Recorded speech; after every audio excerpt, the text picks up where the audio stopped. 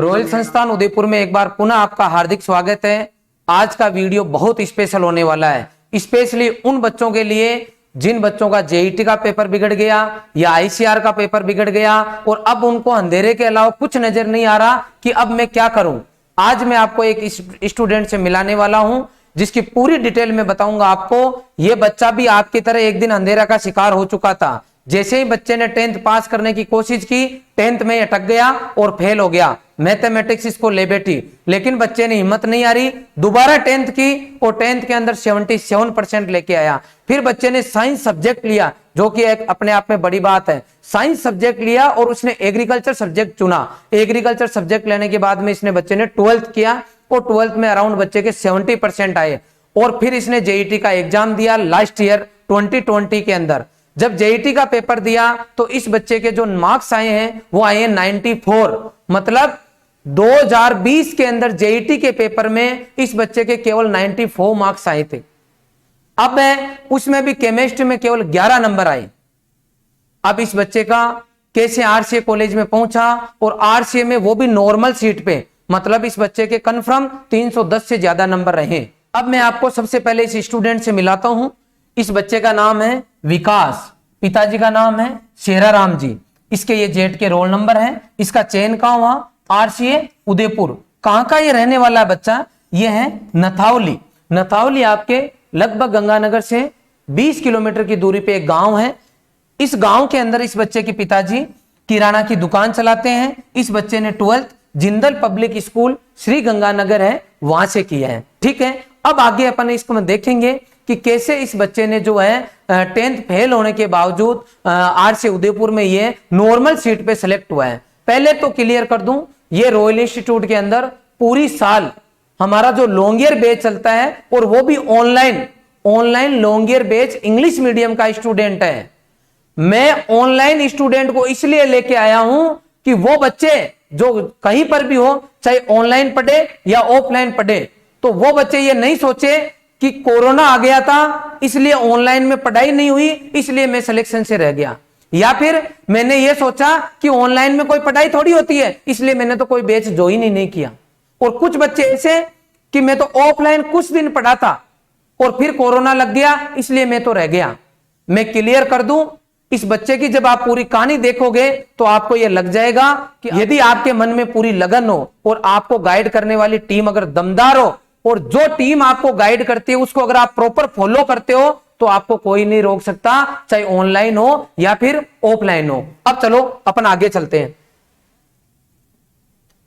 ये इस बच्चे की जब ये 10th में फेल हुआ था उसका ये एडमिट कार्ड है। ये मैथमेटिक्स में फेल हुआ था तो ये जो है 22 जुलाई 2017 को बच्चा पेपर देने गया था। सीबीएसई बोर्ड का ये बच्चा है, 10th का पेपर देने गया था। इसका पेपर हुआ था लेकिन ये पास नहीं हुआ था। उसके बाद में इसने क्या किया, 2018 के अंदर वापस इस बच्चे ने 10th क्लास की कौन सी स्कूल से की? उसी स्कूल से की, जिंदल पब्लिक स्कूल से। ठीक है, जब इसने 10th पास की, क्योंकि सीबीएसई बोर्ड का है ये, तो अपने को इसके परसेंटेज निकालने होते हैं। इसके 77% 10th क्लास में बने। जब इसके 77% बने तो इस बच्चे को वापस कॉन्फिडेंस आया कि क्यों ना मैं साइंस सब्जेक्ट लूं, और इस बच्चे ने एग्रीकल्चर सब्जेक्ट चुना। और एग्रीकल्चर सब्जेक्ट से इस बच्चे ने क्या किया, जब 12th किया तो इसके 70% बने। 2018 के बाद में 2020 के अंदर इस बच्चे ने 12th क्लास पास की और ये बच्चा जो है एग्रीकल्चर सब्जेक्ट से है। ठीक है, कई बच्चों के ये दिमाग में है। आज भी एक बच्चे ने मुझे पूछा था कि सर इसमें बायो वाले ही बच्चे ज्यादा सिलेक्ट होते हैं क्या? बिल्कुल गलत, ऐसा कुछ भी नहीं है कि बायो वाले बच्चे ही सिलेक्ट होते हैं। आपके सामने विकास भी एक जो है आपका एग्रीकल्चर का स्टूडेंट है, लेकिन बायोलॉजी वाले बच्चे चाहे अगर उनके पीसीबी सब्जेक्ट है और वो भी चाहे कि हम जेट का पेपर देख के क्या सिलेक्ट हो सकते हैं, तो बिल्कुल पीसीबी वाले भी सिलेक्ट हो सकते हैं। इसका मतलब ये नहीं है कि एग्रीकल्चर के बच्चे सिलेक्ट नहीं हो सकते हैं। अब सबको पता है यदि आपने एग्रीकल्चर सब्जेक्ट लिया है तो आप जेईटी का एग्जाम दोगे, आप आईसीआर का एग्जाम दोगे। इस बच्चे ने 2020 में जेईटी का पेपर दिया। अब अपन देखते हैं जेईटी का जब इसने पेपर दिया तो क्या हुआ। मेरी इससे बात हुई तो मैंने इसको कहा कि तेरे पास जो कुछ भी डॉक्यूमेंट्स अवेलेबल है वो मुझे भेज, क्योंकि जब मैं रियलिटी बच्चों को बताऊंगा तो उस बच्चों को, जो बच्चा निराश हो चुका है, उसको कहीं ना कहीं तेरी मार्कशीट एक मोटिवेशन देने का काम करेगी बेटा कि सर मेरे पास प्रॉपर नहीं है। मैंने कहा जो है वो भी भेज, तो उसने मेरे को भेजने की कोशिश की। ये 2020 के अंदर इस बच्चे ने जो 2000 कोटा यूनिवर्सिटी ने जो पेपर कराया था, ये उसका इसने फॉर्म भरा था, और जब उसका रिजल्ट आया तो इस बच्चे के ये 96 मार्क्स हैं। ठीक है, अब इसके नंबर देखते हैं कि 12 महीने पहले इसकी क्या स्थिति थी। तो एग्रीकल्चर के अंदर 26 मार्क्स, इसके अलावा बायोलॉजी में 59 मार्क्स, और केमिस्ट्री के अंदर ओनली 11, मतलब 11 नंबर इस बच्चे के केमिस्ट्री में आए हैं। अब मैं इस बच्चे को और इनके पेरेंट्स को बहुत बहुत धन्यवाद दूंगा कि इन्होंने रॉयल इंस्टीट्यूट को चुना। और सबसे पहले तो इसने ये सोचा कि मेरे 94, मतलब लास्ट ईयर कट ऑफ गई थी 300 प्लस, उसके बावजूद ये बच्चा 12वीं के साथ में 70% इस बच्चे के आए, लेकिन ये जो है 100 का आंकड़ा भी पार नहीं कर पाया। लेकिन इसने सोचा कि नहीं, मैं तो एक साल तैयारी करूंगा, मेरी जो कमियां हैं उनको मैं दूर करूंगा, और इस बच्चे ने वही डिसीजन लिया और 2021 में वापस ये बच्चा जेईटी के पेपर में शामिल हुआ। अब इसको जेईटी के पेपर में शामिल हुआ तो अपन इस बच्चे का 2021 का पेपर वो देखते हैं कि इसका क्या रिजल्ट रहा। ये आपका कौन सी कैटेगरी का बच्चा है? ओबीसी का बच्चा है। ठीक है, इसके एग्रीकल्चर में कितने मार्क्स आए? 83, बायोलॉजी में कितने आए? 117, केमिस्ट्री में कितने? 118, टोटल मार्क्स कितने? 31890, ये बच्चे के ओवरऑल मार्क्स आए। अब आरसी उदयपुर की कट ऑफ, मैं तो पहले पांचों यूनिवर्सिटी की बता दूं आपको, नॉर्मल कट ऑफ की बात करूंगा। मैं बात करता हूं आरसी उदयपुर की, तो वो कट ऑफ गई 310 नंबर आपकी। फिर जोबनेर की कट ऑफ गई वो 295। उसके बाद में अगर मैं बात करूं बीकानेर की, तो बीकानेर की कट ऑफ गई अराउंड 290। इसके अलावा बात करते हैं अपन कोटा की और जोधपुर की, तो जोधपुर की गई 283 और आपकी कोटा की गई है 282। लमसम मैंने आपको कट ऑफ बता दी है। ये कट ऑफ जो है इस साल रही, नॉर्मल सीट की मैं बात कर रहा हूं। इस बच्चे के 318 नंबर, इस बच्चे को मतलब आरसीए कॉलेज उदयपुर में नॉर्मल सीट पे विकास सेलेक्ट हुआ है, जो कि 10th में एक बार फेल हो गया था। अब बताओ एक बच्चे का कैसे नहीं हो सिलेक्शन? एक बच्चा अगर ईमानदारी से तैयारी कर रहा है, ईमानदारी से अगर कोई बच्चा तैयारी कर रहा है तो उसका सिलेक्शन कैसे नहीं होगा? 100% सिलेक्शन होता है, लेकिन उसके लिए बच्चे में पूरा जुनून होना चाहिए। और उस जुनून का नतीजा देखो, जब आपकी फर्स्ट जो लिस्ट आई है उसके अंदर देखो, Rajasthan college of agriculture Udaipur, seat type कौन सा है? नॉर्मल। ये इस बच्चे का रिजल्ट है और आप इसका देख सकते हो 10th और 12th 77 है, सॉरी दोनों में 77% इस बच्चे के बने हैं। तो ये इस बच्चे का पूरा कंप्लीट रिजल्ट है। और ये एक बच्चा जो कि एक बार 10th में फेल हो गया था, निराश हो गया था, इसने हिम्मत नहीं आ रही और ये आरसी कॉलेज उदयपुर तक पहुंच गया। अब मैं बात करूंगा कि क्या कई बार बच्चों के दिमाग में क्वेश्चन रहता है कि अच्छा सर, मैं बता दूं आपकी जानकारी के लिए, 2011 से लेके आज तक 150 से ऊपर बच्चे, रिपीट कर रहा हूं, 2011 से लेके आज तक 150 से ऊपर लगभग 200 बच्चे ऐसे सिलेक्ट इस इंस्टीट्यूट से हुए हैं जिनके या तो 10th में या 12th में या दोनों में फर्स्ट डिवीजन नहीं है, लेकिन वो आईसीआर में और आपका राजस्थान में टॉप यूनिवर्सिटीज में बच्चे पढ़ रहे हैं। मैंने संख्या बताई आपको। और इसके अलावा कुछ बच्चे ऐसे भी है जो नॉर्मल सरकारी कॉलेजेस में गए हैं। मैं सरकारी कॉलेज की बता रहा हूं, अराउंड 200 बच्चे रॉयल इंस्टीट्यूट से ऐसे सेलेक्ट हो गए जिनके 10th 12th में फर्स्ट डिवीजन नहीं है, या तो 10th में या 12th में या दोनों में। और उसमें से एक बच्चा मैं आपका इस साल का भी लेके आया हूं। इस साल भी और भी बहुत सारे बच्चे, मैं जो भी स्टूडेंट है उनको आपको बताऊंगा, ताकि आप निराश नहीं हो और आपको लगे अगर मैं भी चाहूं तो ये काम कर सकता हूं। अब मैं बात करता हूं कि इस बच्चे के लिए संस्थान ने क्या किया, रॉयल इंस्टीट्यूट में क्या ऐसा होता है कि बच्चे सेलेक्ट होके जाते हैं। तो पहला तो वो एक क्वेश्चन बच्चों के दिमाग में रहता है कि सर मेरे 10th में भी 80 से ऊपर है और 12th में भी 80 से ऊपर है, क्या मेरा सिलेक्शन हो जाएगा? क्या आप गारंटी लेते हो कि मेरा पक्का सिलेक्शन हो जाएगा? मैं क्लियर कर देता हूं स्थिति। कई बार हमारा ये देखने में मिला है, या फिर मेरा निजी अनुभव रहा है, पिछले 11वां साल हमें इंस्टीट्यूट चलाते हो गए, ऐसे बहुत सारे मैंने बच्चे देखे हैं कि जिनके 10th और 12th दोनों में फर्स्ट डिवीजन नहीं है, लेकिन वो जेट भी करेक्ट कर जाते हैं और आईसीआर भी कर जाते हैं करेक्ट। और कुछ बच्चे मैंने ऐसे भी देखे जिनके 10th में भी 80 से ऊपर है और 12th में भी 80 से ऊपर है, लेकिन उनका न तो जेट में होता है न आईसीआर में होता है। देखो यहाँ कंट्रोवर्सी है, मैं अकेला ही दो अलग अलग बात बोल रहा हूं। एक तो वो कि जिनके दोनों में सेकंड डिवीजन है, या जो बच्चे मार्कशीट में कमजोर हैं, वो बच्चे जो है सिलेक्ट हो जाते हैं, और जो ये एक तरीके से मार्कशीट को देख के और अपने आप को होशियार समझे, जो इंटेलिजेंट है, वो बच्चे रह जाते हैं। ये बात बिल्कुल सही है। क्यों है ये सही? उसका कारण है, कारण ये है कि सिलेक्शन डिपेंड करता है आपकी मेहनत पे, इंस्टीट्यूट की मेहनत पे और पेरेंट्स के सहयोग पे। मैं हमेशा से जो मेरे बच्चे जो मेरे से जुड़े हुए हैं, हमारी संस्थान से जुड़े हुए हैं, ऑनलाइन हो चाहे ऑफलाइन, मैं हमेशा कहता रहता हूं कि बच्चे का रिजल्ट डिपेंड करता है इंस्टीट्यूट पे, इसके अलावा स्टूडेंट पे और इसके अलावा पेरेंट्स पे। ये तीनों अपनी भूमिका बहुत अच्छी तरीके से निभाते हैं, तब जाके एक बच्चे का सिलेक्शन होता है। मैं बात करता हूं इस बच्चे का जिसके 80% से ऊपर है। हम किसी भी स्टूडेंट को रॉयल इंस्टीट्यूट के अंदर इंटेलिजेंट नहीं मानते, हम सब बच्चों को एक जैसा मानते हैं, और हम 48% वाले बच्चे को ऐसा पढ़ाते हैं क्योंकि हमारे पास टीम है, हर सब्जेक्ट के स्पेशलिस्ट है। जैसे एग्रीकल्चर के 4 गुरुजी है, बायोलॉजी के 4 है, केमिस्ट्री के 4 है, रीजनिंग के अलग, एक बैच में 13 फैकल्टी पढ़ाती है, और इतना गजब का पढ़ाती है कि आपके हर एक चीज समझ में आती है, और इतना गजब पढ़ाते हैं कि 48 वाले के भी समझ में आता है और 98 वाले के भी समझ में आता है। तो अब देखना आप इस बच्चे को जिसके 80 से ऊपर है दोनों क्लास के अंदर, अगर ये होशियार होता तो मेरा जतिन 12th के साथ में सिलेक्ट होकर आरसी कॉलेज उदयपुर में गया इस साल। 12वीं के साथ में जतिन आरसी कॉलेज उदयपुर में 12वीं के साथ में सिलेक्ट होके गया है। बहुत सारे बच्चे 12th के साथ में, तो अगर ये इंटेलिजेंट होते तो 12th के साथ में सिलेक्ट हो जाते। इसका मतलब कोई ना कोई तो कमी है, इसका मतलब है वापस जीरो से शुरुआत करनी है। अब बच्चे क्या करते हैं, जैसे मैं सबसे पहले इस बच्चे को उठाता हूं जिसके 10th और 12th दोनों में फर्स्ट डिवीजन नहीं है या किसी एक में फर्स्ट डिवीजन नहीं है। मैं उठाता हूं बच्चे को, एक बच्चा ऐसा है, उसके सबसे पहले अपन ये देखते हैं कि भाई उसके फर्स्ट डिवीजन ही क्यों है या फिर उसके 48% क्यों बने। क्योंकि यहाँ सीधा सा एक फॉर्मूला है, दुनिया में सब लोग चेंज हो गए लेकिन सरस्वती माँ आज भी चेंज नहीं हुई। फॉर्मूला ये बोलता है, यहाँ आप इसको देखना, अगर आपके ये समझ में आ गया ना तो आधा काम तो आपका यही हो जाएगा। यहाँ सीधा सा फॉर्मूला है, ज्यादा पढ़ाई ज्यादा नंबर, कम पढ़ाई कम नंबर, जितने दिन ज्यादा पढ़ाई उतने ही दिन ज्यादा नंबर।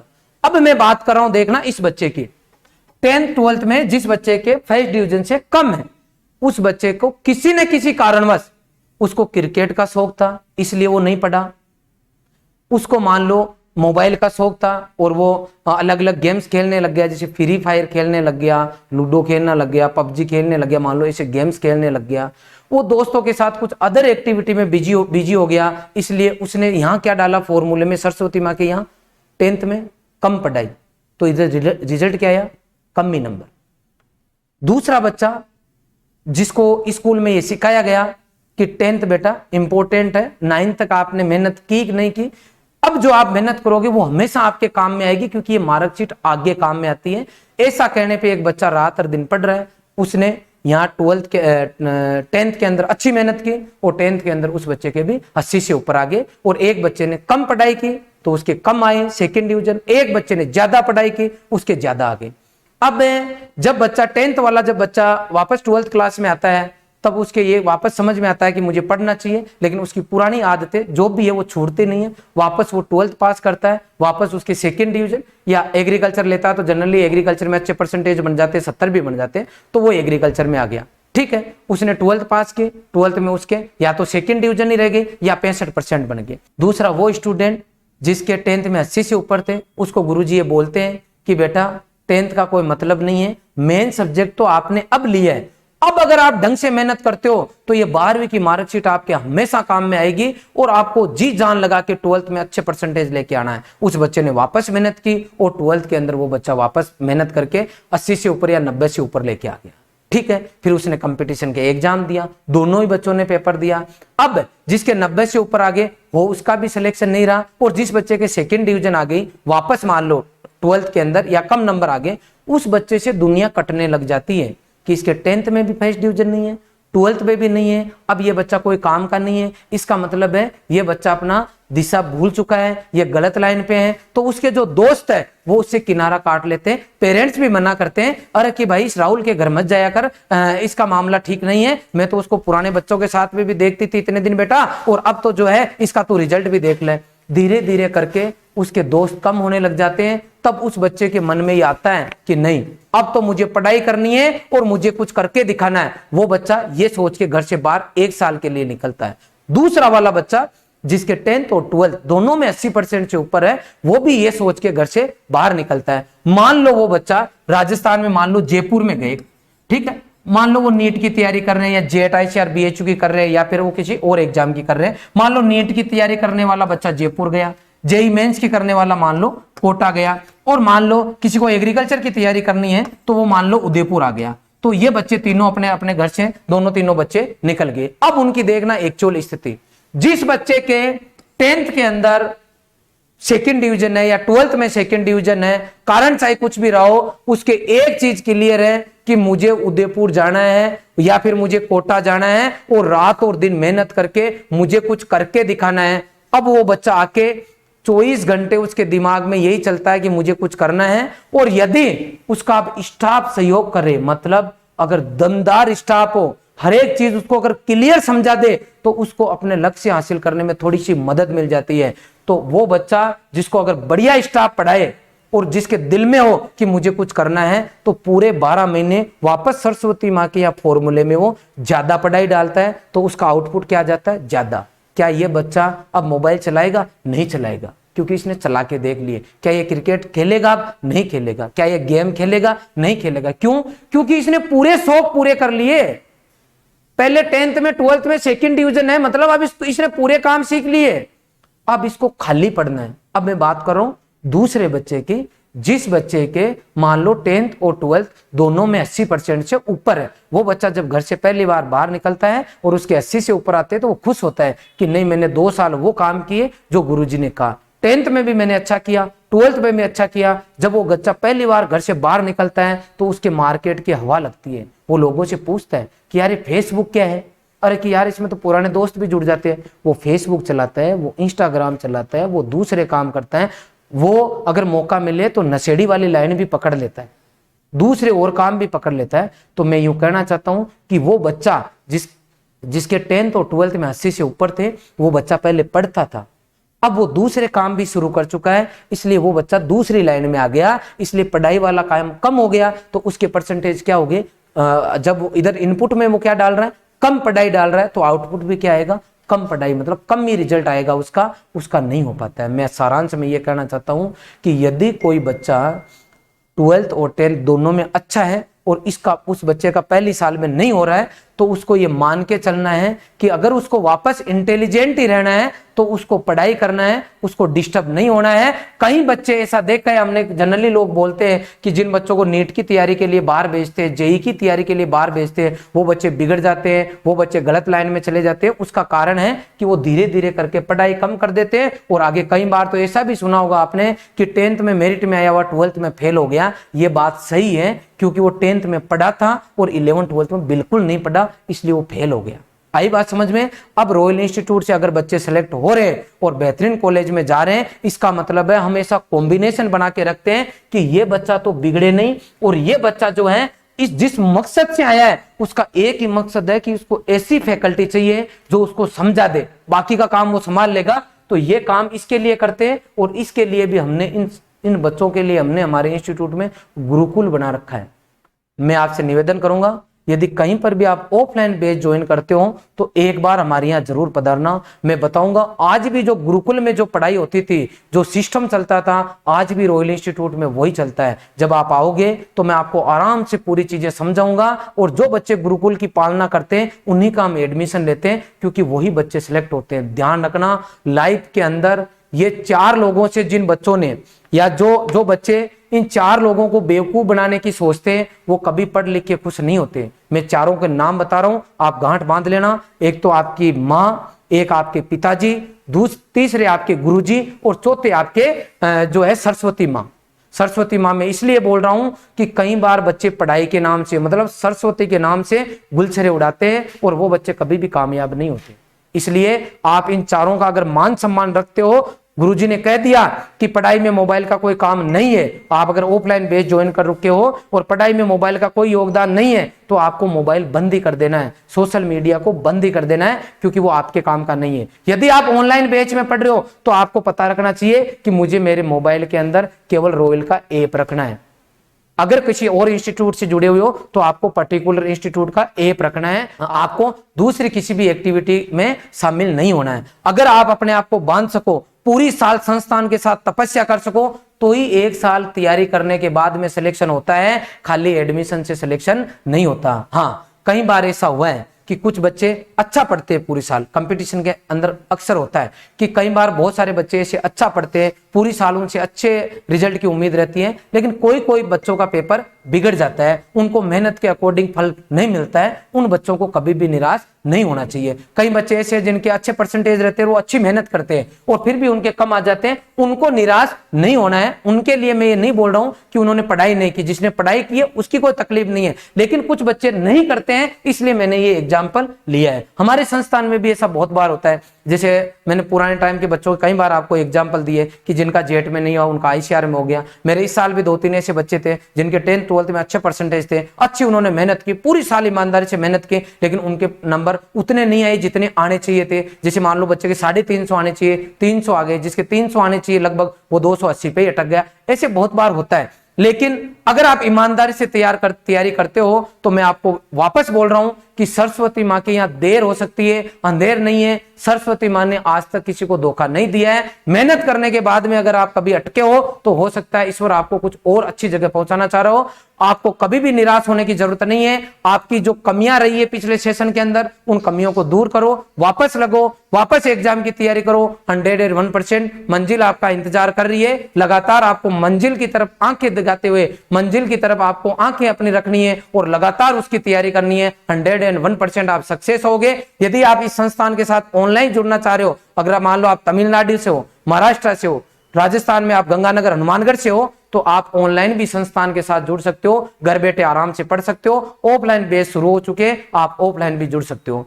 अब अंत में मैं आपको उस बच्चे का पूरा वीडियो दिखा रहा हूं जिस बच्चे के लिए अपन ने बात की है। उसका पूरा वीडियो रिकॉर्डेड है और कभी मौका मिला वो आर से उदयपुर में आएगा तो मैं आपसे उसको लाइव रूबरू कराऊंगा। Thank you very much. नमस्कार, मैं विकास कुमार, श्री शेराराम जी। मैं प्रॉपर गांव नाथावाली, डिस्ट्रिक्ट श्री गंगानगर, राजस्थान का रहने वाला हूँ। मैंने पिछले साल अक्टूबर में रॉयल इंस्टीट्यूट से लॉन्ग ईयर इंग्लिश मीडियम का बैच ज्वाइन किया और पूरे साल घर बैठकर ऑनलाइन ही प्रिपरेशन की। मैं रॉयल के सभी गुरुजनों को धन्यवाद ज्ञापित करना चाहूँगा। आज उन्हीं के एफर्ट्स का नतीजा है कि मेरा जेईटी और आईसीआर का एग्ज़ाम बहुत अच्छे से गया और जेईटी के थ्रू मुझे राजस्थान के सबसे बेस्ट कॉलेज एमपीयूटी आरसी उदयपुर में सिलेक्शन भी हुआ और अभी आईसीआर का रिजल्ट पेंडिंग है। कुछ विद्यार्थियों के मन में ये शंका रहती है कि 10th और 12th में अच्छे मार्क्स लाने वाले स्टूडेंट ही सिलेक्शन करवा पाते हैं, लेकिन मैं ये क्लियर कर देना चाहता हूँ कि रॉयल इंस्टीट्यूट से जुड़ने से पहले मैं भी एक बिलो एवरेज स्टूडेंट रहा। ईयर 2017 में मैंने क्लास 10th के एग्जाम्स दिए, जिसके अंदर मैं मैथ सब्जेक्ट में फेल रह गया और दोबारा से 10th करने पर मेरे 77% मार्क्स रहे। 12th के अंदर भी मेरे 77% मार्क्स रहे और जब मैंने इंस्टीट्यूट से बिना जुड़े ही जेईटी 2020 का एग्ज़ाम दिया तो मेरे 100 मार्क्स भी स्कोर नहीं हो पाए थे। बट जैसे ही मैंने रॉयल इंस्टीट्यूट ज्वाइन किया, मेरी परफॉर्मेंस में इम्प्रूवमेंट होने लगा और मेरा सिलेक्शन भी पॉसिबल हो सका। इसलिए सभी ऐसे विद्यार्थियों और उनके पेरेंट्स को मेरा ये सुझाव रहेगा कि अगर रॉयल और ऐसे टीचर्स का साथ और मार्गदर्शन रहे तो आपका भी सिलेक्शन बड़ी आसानी से पॉसिबल है। मैंने पूरे साल घर बैठकर ही ऑनलाइन प्रिपरेशन की, लेकिन इंस्टीट्यूट के टीचर्स ने कभी भी यकीन नहीं होने दिया कि हम किसी भी प्रकार से इंस्टीट्यूट से दूर हैं। उन्होंने हमें हमेशा गाइडेंस प्रोवाइड की, हमें हमेशा सपोर्ट किया और थ्रू आउट द ईयर इस पेंडेमिक की परवाह किए बिना इंस्टीट्यूट ने हमें regular classes, weekly test series and doubt sessions और लास्ट में एक कंप्लीट टेस्ट सीरीज प्रोवाइड करवाई है, जिससे ये बिल्कुल क्लियर होता है कि कोई भी स्टूडेंट ये किसी भी कोने से बिलोंग करता हो, वो टॉपर हो, वो वेरी एक एवरेज स्टूडेंट हो, कैसा भी स्टूडेंट हो, ऑनलाइन स्टडीज बिल्कुल पॉसिबल है। मैं एक बार फिर रॉयल इंस्टीट्यूट के डायरेक्टर जय कुमार सर और अन्य समस्त गुरुजनों, specially chemistry faculty doctor Sajid Ali sir and doctor Khan sir का तहे दिल से शुक्रिया अदा करना चाहूँगा। Thank you very much.